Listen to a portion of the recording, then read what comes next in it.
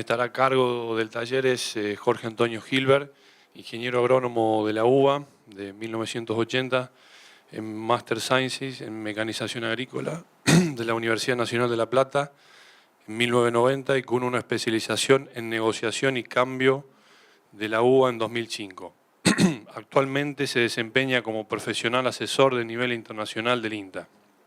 Es miembro del Scientific Advisory Board de INAS International Institute for Sustainability Analysis and Strategy, copresidente de la Comisión de Agricultura de la Iniciativa Global de Metano del GMI, coordinador y docente de la mención de biomasa de la Maestría en Energías Renovables de la UTN, de la Comisión de Energía Renovable, CADER, y participante en redes CITED. Se ha desempeñado como director del Instituto de Ingeniería Rural, así como funciones como coordinador del Programa Nacional de Bioenergía del INTA. Cuando quiera. Bueno, gracias. Buen día a todos. Bienvenidos al taller, donde nos vamos a plantear un poco los desafíos que nos plantea como sector agropecuario la bioenergía, qué características y cómo está inserta la bioenergía, y también hablar un poco a nivel de campo, a nivel de productor, qué nos plantea esto. Bueno, cuando vemos los motivos por los cuales se está desarrollando la bioenergía a nivel mundial, vemos ahí los 4 vectores principales que han motivado su desarrollo, que es la evolución que tiene la demanda de energía, los desafíos de sustitución, lo que se denomina seguridad energética, ¿no? tan candente para la Argentina en cuanto a la dependencia de importaciones, uso de divisas, etcétera, que tanto se ha hablado en algunas charlas durante el Congreso. Y otro factor que ha tenido mucho peso, sobre todo en los inicios, son los condicionamientos medioambientales, o sea, cómo los vectores bioenergéticos pueden contribuir a solucionar o a paliar problemas en cuanto a la contaminación, al cambio climático, a la fragilidad de los ecosistemas, etc. Este globito amarillo que tenemos ahí, que impulsó inicialmente el desarrollo de los biocombustibles, es el que más lo cuestiona hoy en día a nivel internacional y a nivel de cada una de las regiones. Como sociedad nos tenemos que plantear qué hacemos con el recurso energético, que el recurso energético no es solo el que metemos en el tanque de la camioneta, sino el que comemos, el que comen los animales, etcétera, ¿no? Hacia dónde vamos como sociedad,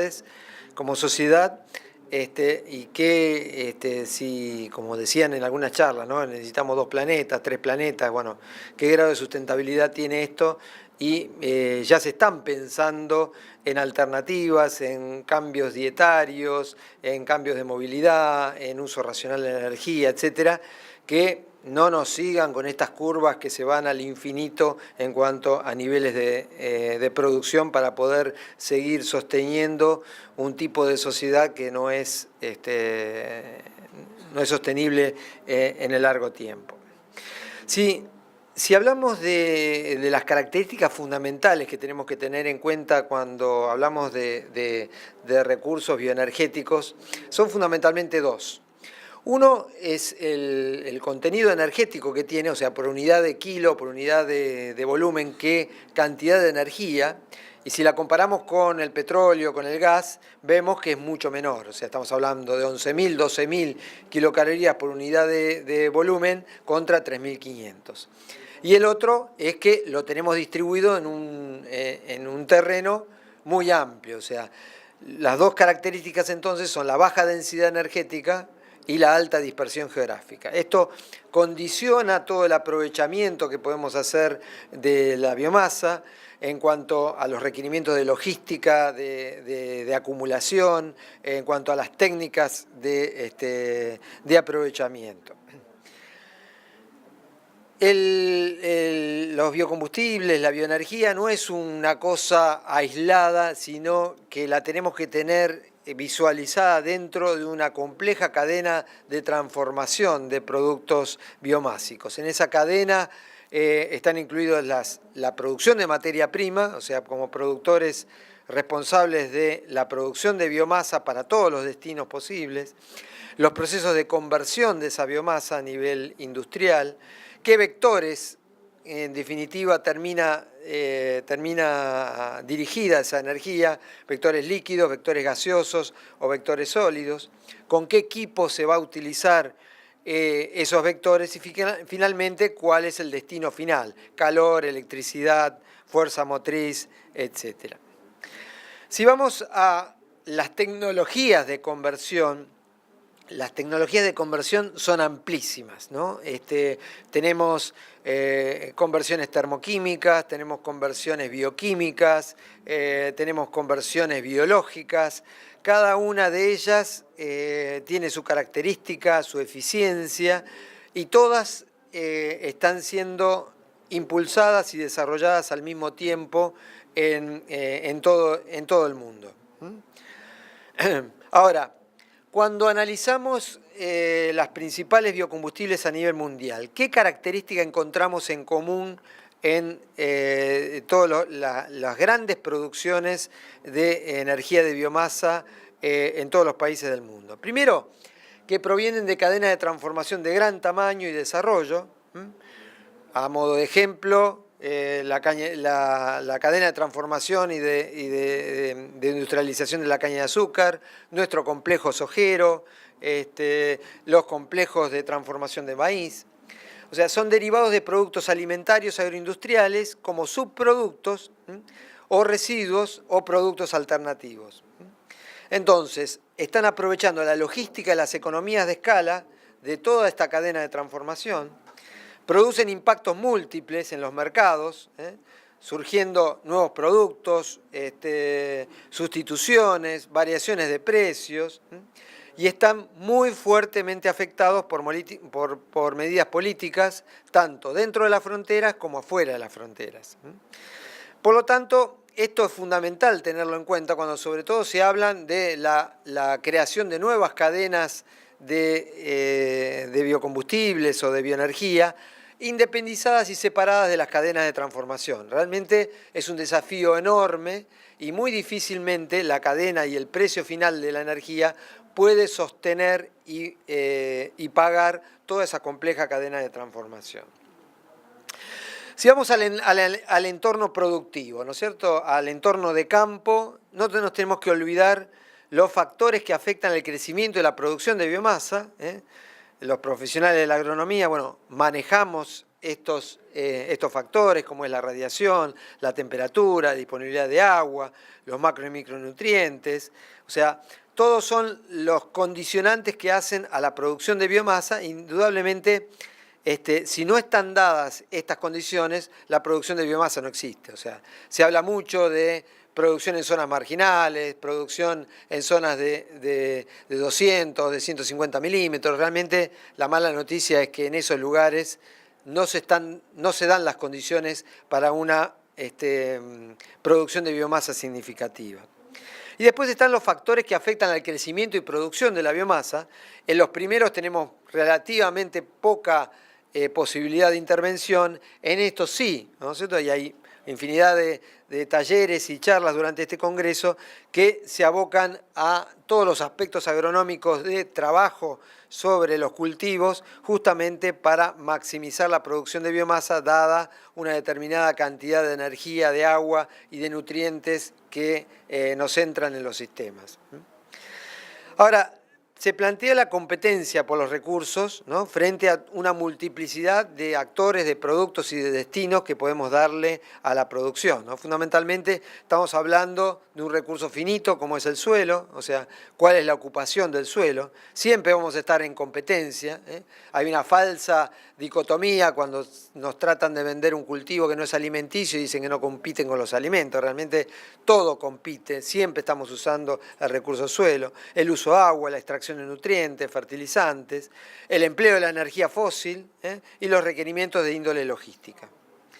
Ahora, si analizamos el conjunto de factores, ahí vemos las múltiples y complejas interacciones desconocidas en la historia de los mercados agropecuarios que se están introduciendo. O sea, si yo altero uno de estos bloquecitos, todos los demás de los bloquecitos se me comienzan a mover y realmente tenemos un gran desconocimiento de cómo se mueven y cómo afectan, ¿no? Recién estamos haciendo los primeros palotes, por ejemplo, las medidas que redujeron significativamente la exportación de biodiesel argentino, produjo impacto sobre una sobreoferta de aceites, eso trajo un spread de diferencial de precios entre los precios de Chicago y argentino muy grande, una depreciación en el valor de aceite vendido que se tradujo en parte en precios del grano. O sea, esto es a modo de ejemplo, bueno, cómo todas estas interacciones están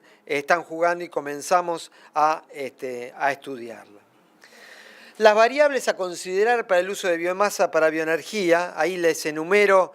Primero y fundamental, tenemos que tener en cuenta los bajos precios relativos de la energía en relación a otros productos. O sea, si vamos a dar un destino de biomasa de energía, tenemos que tener muy en claro que dentro de las alternativas posibles es la de menor valor. Va a tener mucho más valor como alimento, como bioplástico, como biopolímero, etcétera, etcétera, escalando, que si lo quemo como energía. La disponibilidad de tecnología, el balance de divisas, la rentabilidad del conjunto de productos. O sea, es totalmente inviable la utilización únicamente para energía, pero es viable cuando yo tengo todo un abanico de destinos posibles y todo ese conjunto de productos me hace la rentabilidad del grano o de la biomasa que yo estoy usando. Bueno, la competencia lo vimos y también el tema de transporte. ¿Qué pasa en la Argentina? ¿No es cierto? Pueden ser los biocombustibles rentables y perdurables en el largo tiempo. ¿Y quién paga los costos, ¿no? Ahí estamos viendo, y algunas de las charlas durante este congreso se explayaron sobre el tema de la enorme dependencia de los combustibles fósiles que estamos viendo ahí.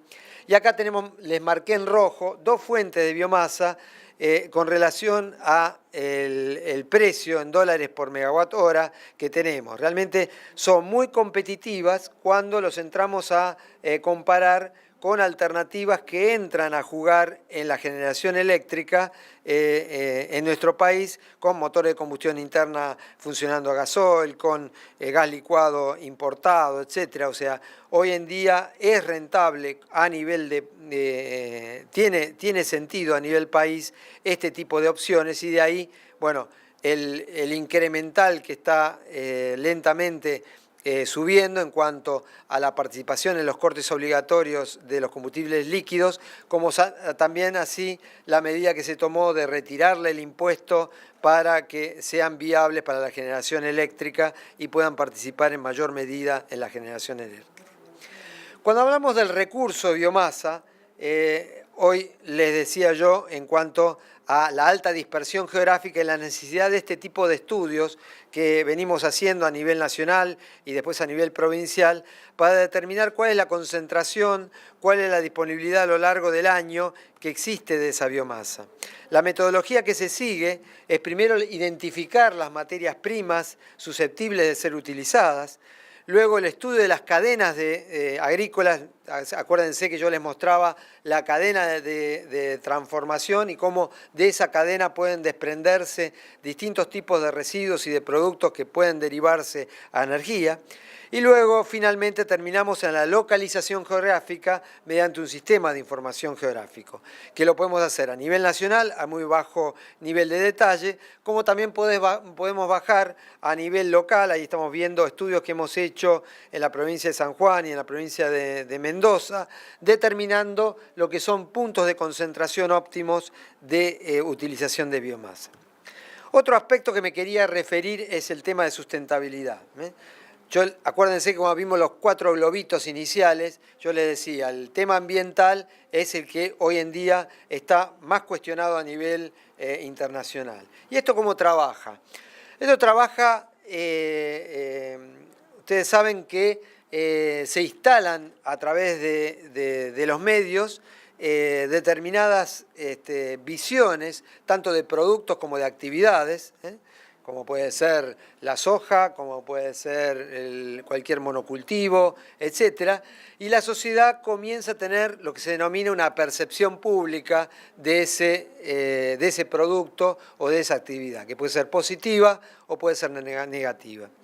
Cuando la sociedad cambia esa percepción pública sobre determinado producto o determinada actividad, los políticos en general responden, porque dependen de los votos, responden a esos cambios en la sociedad y tratan de responder de alguna manera, mediante leyes, decretos, reglamentaciones, etc. Buscan en los organismos de control y regulación apoyo técnico y esos a su vez lo buscan en los organismos científico-técnicos. Lo que les grafico ahí en el grosor de las flechas es las velocidades relativas. O sea, tenemos una velocidad muy alta en cuanto que se instalan rápidamente, hoy en día con la disponibilidad de medios que tenemos mucho más rápido, se instala determinado concepto, se instalan determinadas leyes o reglamentaciones, pero hay muy poca respaldo científico para que podamos contrarrestar ese tipo de medidas. ¿Qué cosas se nos presentan como desafíos con estos nuevos cultivos que se están introduciendo, ¿no? Hay toda una serie de elementos que debemos considerar en un nuevo cultivo, sus requerimientos edafoclimáticos, el tipo de cosecha que tengan, lo que venimos diciendo al principio, ¿no? ¿Qué productos y coproductos generan este cultivo para justamente ver la estabilidad que pueda tener en el tiempo el desarrollo de ese cultivo? Yo hace una semana me topé con una nueva palabrita, ¿no? Lo que se llaman el flex crop, ¿no? Como los autos flex que pueden andar a etanol y a nafta en proporciones variables. Se llama flex crop justamente a ese cultivo que, de acuerdo a las condiciones de mercado, de acuerdo a las condiciones de reglamentaciones, yo puedo derivar más o menos a distintos mercados. Pongamos ejemplo, caña de azúcar, yo puedo derivar casi un 100% azúcar o puedo derivar menos azúcar y más etanol si los mercados responden. Lo mismo puedo hacer en el caso de aceite de soja, venderlo como aceite, venderlo como biodiesel, como glicerina, o en el caso de maíz también puedo jugar con su nivel de conversión. Cuando hablamos de cultivos específicos energéticos que no tienen otro destino que el de energía, desde el punto de vista del productor agropecuario, el riesgo es mucho más alto, porque si me llega a haber un parate en la cadena de transformación por una reglamentación que salga, o porque a los europeos se les ocurrió ponernos una sobretasa a la importación de combustible, me quedo con ese cultivo sin tener un destino final. Bien. Otro tema es el peligro de difundir cultivos sin la debida validación y conocimiento agronómico. Estos son fotos de La Rioja, de Catamarca, hace 4 o 5 años, donde se difundía alegremente un cultivo como la jatrofa, un cultivo que se lo vendía como que producía con 200 milímetros de precipitación y lo que se produjo fue una desertificación y una erosión de suelos muy importante, ya que a 100 milímetros el cultivo sobrevivía, pero no daba absolutamente nada. Otro gran tema que hoy en día se nos presenta como desafío es el retiro de rastrojos del suelo. Una herejía para un congreso como APRESID estar presentando esto, pero bueno, me quedé más tranquilo en la charla recién de cultivos de cobertura, donde realmente, de acuerdo a las condiciones, se planteaba que en ciertas condiciones podemos retirar parte de rastrojo excedente sin alterar todo el equilibrio. Bueno, pero necesitamos justamente tener conocimiento de todo esto, ¿no? ¿Qué pasa con el balance de carbono? ¿Qué pasa con la erosión hídrica y eólica? ¿Con el ciclo del agua? ¿Con el ciclo de nutrientes? ¿Qué pasa con la interacción de todos estos factores edafoclimáticos en los distintos agroecosistemas? ¿Y cómo puedo usar modelización en cada una de las ecorregiones? Ahí estamos viendo, por ejemplo, los mapas, este es un trabajo de Cruzati y Casas del 2012, donde mapean la extracción de nutrientes. Bueno, ¿qué pasaría si aparte de granos comienzo a extraer parte de rastrojos? Lo mismo podemos decir en cuanto a los niveles de infiltración y escorrentía para diferentes niveles de cobertura de suelos en cultivos. ¿Qué se está haciendo a nivel mundial? Bueno, los americanos vienen estudiando esto ya hace más de 15, 20 años. Este es un paper donde sintetiza, es todo un review sobre diferentes trabajos que vienen realizando, empleando diferentes tipos de modelos y determinando a nivel de condado cuáles serían las tasas máximas de extracción de determinada rotación de cultivos posible que tenga posibilidad de derivarse a bioenergía. Esto ha avanzado más y hoy en día se está trabajando con agricultura de precisión para fijar, si bien a nivel de departamento o municipio yo tengo determinada valoración de extracción, a nivel de campo puede ser que las variaciones sean muy amplias.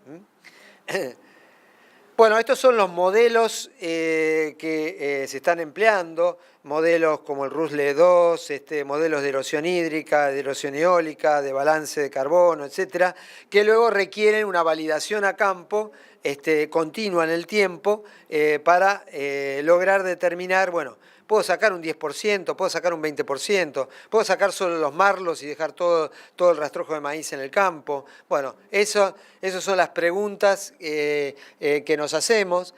Tuvimos una charla con la gente de Chacras de APRESID justamente para plantear estos temas y comenzar a tener conocimiento para realmente poder responder a este desafío que se nos presenta. La competencia por alimentos lo traigo a colación porque es un tema muy trillado a nivel de factores de bioenergía y muchas veces nos olvidamos el tema del despilfarro alimentario que tiene la humanidad, ¿no? Según la FAO, más o menos 1.300 millones de toneladas de alimentos se tiran en el mundo por año.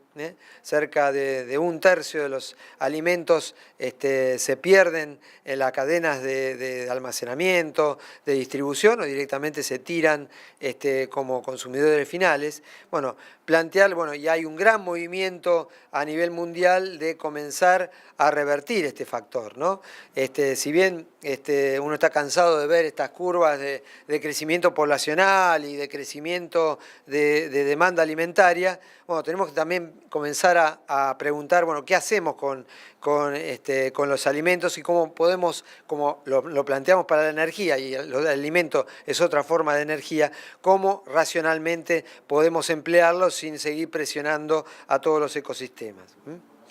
Otro factor muy importante es el tema de mediciones de gases de efecto invernadero. En eso hemos instalado la primera torre de medición a nivel de predio. Estamos evaluando diferentes tipos de rotaciones para tener valores reales, porque esto incide en forma significativa luego en el balance global que se hace del total de emisiones que tiene los productos.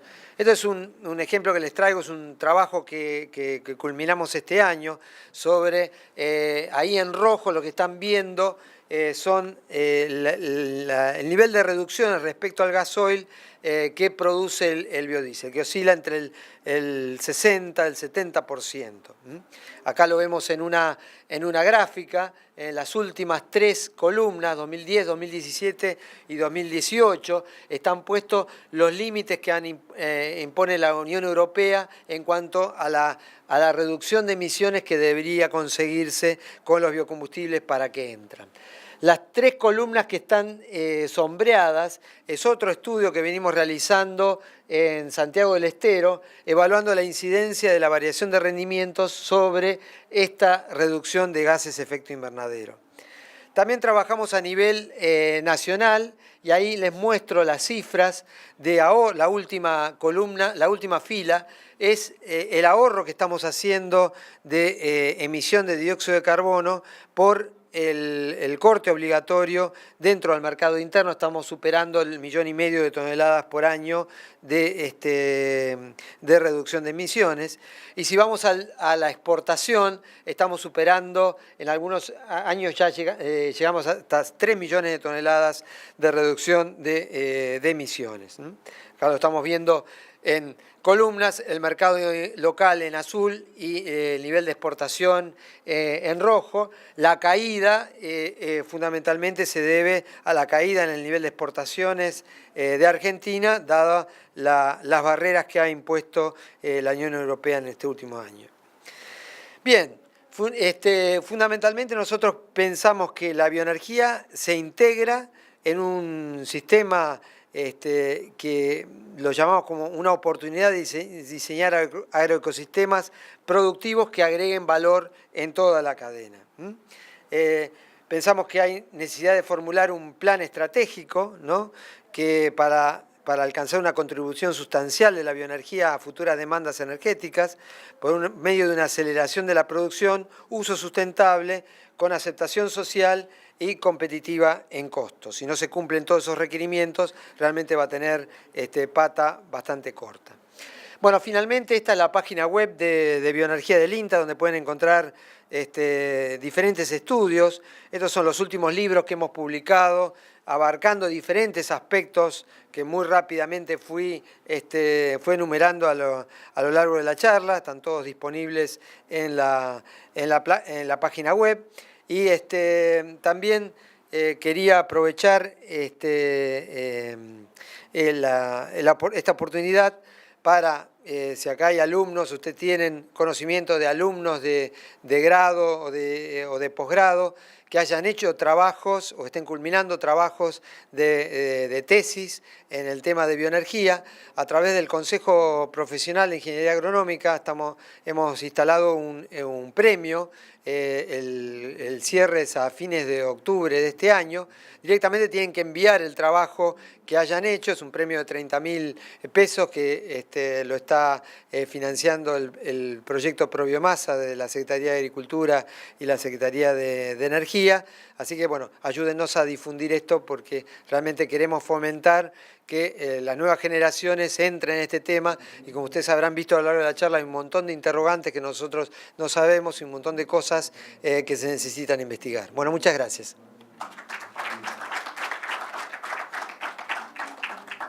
Abrimos el espacio de preguntas, así que levanten la mano y va a circular el micrófono.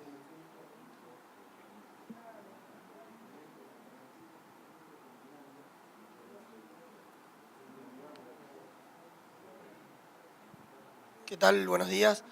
Le quería hacer una consulta respecto a cómo lo ve, a su opinión, o sea, si hay algunos estudios o estimaciones realizadas, o cuál es su opinión respecto a la consideración de la energías renovables como la eólica, solar, mareomotriz, la potencial nuclear. ¿Cómo podría ver usted el futuro de las bioenergías en competencia con el resto de las energías renovables que mencioné? Muy buena pregunta. Fundamentalmente el componente de bioenergía es un componente muy útil y complementario con el resto de las alternativas que tú mencionaste. ¿Por qué? Yo tengo la energía solar y la energía eólica con un amplísimo crecimiento en los últimos años, que se caracterizan por tener entradas y salidas permanentes en el sistema y el uso de biocombustibles, biomasa sólida, lo que me permite es tener una generación de base continua que me asegura una homogeneidad y una continuidad en el suministro energético. Así que son perfectamente compatibles. Lo mismo que la modulación entre el tipo de energía que son capaces de generar reservorios. Por ejemplo, yo entro con eólica o con solar, paro mi generación hidroeléctrica, y cuando se me paran las otras alternativas, ahí entro a generar con hidroelectricidad, teniendo también mi base bioenergética, ¿no? Y después, bueno, fundamentalmente hay un montón de aplicaciones móviles, como aviación, como toda la parte de movilidad terrestre, donde la alternativa de biocombustibles es una alternativa por ahora que tiene una considerable ventaja. Sí, yo tengo una pregunta también. Quisiera saber respecto a la cantidad, o sea, si la energía de biomasa que se quiere extraer es de residuos o realmente hay que cultivar para generar granos y sacar la energía de eso que estamos cultivando como si fuera un commodity.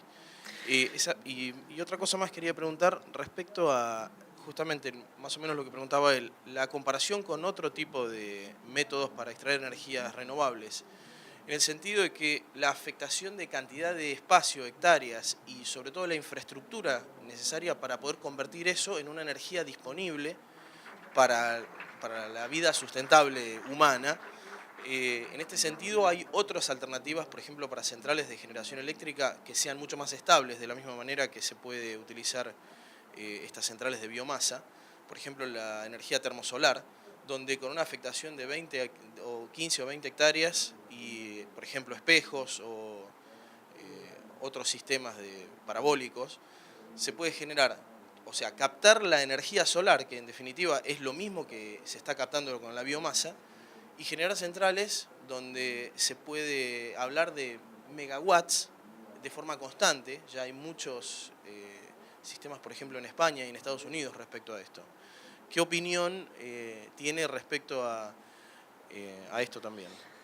Bueno, te voy a dar mi particular visión del tema. Como yo les planteaba al comienzo de la charla, les planteaba que esto se inserta dentro de una compleja cadena de transformación y estamos usando beneficios que nos brinda toda esa cadena de transformación. O sea, estamos derivando parte de lo que transformamos de la biomasa que ya estamos, sobre la cual ya estamos trabajando para derivarla a bioenergía. Yo considero que esto va a perdurar en el tiempo, no te podría decir cuántos años puede perdurar. Veo difícil la instalación de cultivos energéticos a gran escala para generar toda una cadena de producción de vectores bioenergéticos puros, por lo bien decías vos, por la afectación de suelo, y lo veíamos cuando enumeraba yo los factores a considerar, ¿no? Por lo tanto, soy bastante escéptico en cuanto a que esto pueda tener un desarrollo muy importante en el futuro, porque justamente estamos compitiendo por un factor muy escaso. Le veo muchísimo futuro justamente a aprovechar todo lo que nos va dejando todas estas cadenas de transformación, que no implica una afectación adicional de superficie, ¿no? O en su medida una afectación que podríamos traslocarla del porcentaje de afectación que estamos haciendo, si es que ese residuo no lo estamos quemando o no lo estamos desperdiciando de otra manera. Y bueno, y los hechos por ahora me están dando un poco la razón. O sea, la gran difusión y el crecimiento de los vectores bioenergéticos a nivel mundial se está dando de estas dos maneras. O sea, de afectación de cadenas de transformación complejas alimentarias, por un lado, o de aprovechamiento de residuos, tanto residuos urbanos, residuos agropecuarios, residuos agroindustriales, residuos forestales, por el otro, que es enorme el volumen y la disponibilidad que hay. Lo mismo, hablábamos recién de 1.300 millones de toneladas de alimentos que se tiran, ¿no? Bueno, parte de eso pueden ser aprovechados y optimizados dentro de la cadena de transformación para derivarla. Yo creo que por ahí va la cosa. estas nuevas iniciativas en cuanto a lo que se denominan los biocombustibles de segunda generación, o sea, la transformación de celulosa en componentes fermentables para terminar en combustibles líquidos, realmente tienen un costo altísimo y tienen un balance energético muy, muy malo. Y si no generan productos de altísimo valor agregado, difícilmente la cadena energética pueda pagar esas transformaciones. Y de hecho lo estamos viendo que a pesar que hay plantas, unas 10 o 12 plantas a nivel mundial que se han instalado, cuando uno empieza a analizar fundamentalmente subsidio fenomenal, y las metas que se han trazado, por ejemplo, Estados Unidos, en cuanto a la proyección que hacía de estos biocombustibles de segunda generación, todos los años lo tienen que ir bajando porque no aparecen, y no aparecen justamente porque los principios que yo enumeraba ahí, nos estamos haciendo agua por varios lados.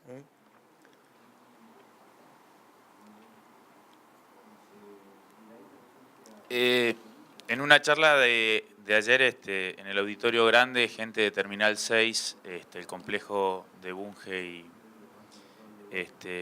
planteaba claramente la no viabilidad de la utilización básicamente de lo que es la producción de energía a partir de la soja sin subsidios. Claramente lo mencionaba así. Digamos, ¿cuál es tu opinión? Es decir, está bien que hay que ir trabajando independientemente de los márgenes, pero creo que eso es la clave como para que se sigan evolucionando plantas de biodiesel concretamente. ¿Y qué sucedería en el caso de que si algún día de mañana las retenciones de la soja desaparecieran, encareciendo la materia prima de plantas de biodiesel? Es decir, ¿cuál sería el futuro?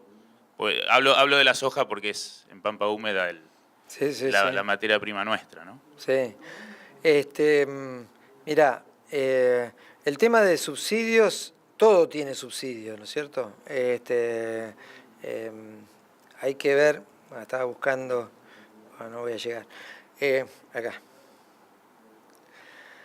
Acá estamos redondeando trabajando alrededor de estas variables, ¿no? Donde ahí podemos hablar de subsidios, podemos hablar de balance de divisas, podemos ver, bueno, ¿qué subsidio? Si subsidio el gas licuado que importo de Qatar, lo pago 100 y lo vendo al mercado interno a 2, y yo como Estado pongo esa diferencia.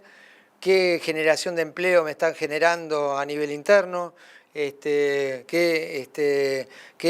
problemas me está generando a nivel de escasez de divisas, etcétera? O sea, como todo no se puede analizar puntualmente, sino hay que analizar el conjunto, analizar el sistema y ver los múltiples efectos que eso causa. Subsidios cruzados y subsidios. El principal subsidio en Argentina es el subsidio a la energía convencional. O sea, es sideral el subsidio que está haciendo el Estado, que después nos lo vemos en escuelas, en policía, en rutas, etc.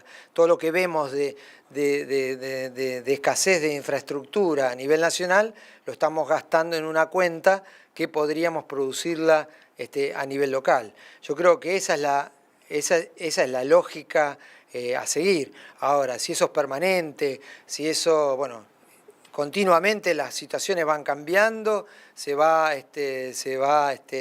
adecuando. Hay ventajas también desde el punto de vista ambiental, que es un poco lo hemos trabajado, que hay que valorarlo a nivel social, bueno, esos impactos a nivel ambiental, si como sociedad lo queremos fomentar o no. Varias sociedades han determinado, fundamentalmente los europeos han determinado y se han planteado porcentajes de reemplazo de energías renovables crecientes al 2020, el 2020 famoso, bueno, justamente porque, y eso responde a veíamos los globitos, ¿no? A la percepción pública que tiene la sociedad. Si la sociedad no valora el medio ambiente, no valora la contaminación, y lo que valora es el consumo, realmente vamos a tener el político va a tener muy poco incentivo a generar una ley o generar una acción positiva que me posibilite fomentar estas alternativas. O sea, no hay una verdad absoluta en esto. Hay que irlo manejando, hay que ir manejando los mercados, hay que ir manejando las realidades y en función de eso ir respondiendo. Bueno, vamos a realizar la última pregunta. Gracias. Bueno, yo quería hacer una consulta más allá de lo que recién estuvieron hablando, los conceptos que estuvieron hablando de subsidios y demás. ¿Cuál es a su criterio el rol que tiene que tener el Estado para, o si es que lo tiene que tener, para promover este tipo digamos, de forma de generar energías? Me refiero a los desafíos que están. Uno, participando en las charlas que hubo durante este congreso, lo que nota es que las tecnologías están, es que está todo dispuesto pero daría la sensación como que hay un freno y esto no termina de concretarse, ¿no? Entonces no termina de explotar. Mi pregunta es si el Estado puede tener un rol, más allá de los subsidios que hablaron recién, para promover esto. Sí, por lo general los argentinos nos flagelamos demasiado, ¿no? Pensamos que todo es negativo, nada se hizo. Realmente en 6 años Argentina se convirtió en el principal productor mundial de biodiesel, en el principal exportador de biodiesel. Hoy tenemos una capacidad instalada de 4,5 millones de toneladas por año de producción. Son alrededor de 1.800 millones de dólares invertidos en el sector. Eso fue el puntapié inicial, que fue el biodiesel, impulsado por medidas gubernamentales como han sido la ley de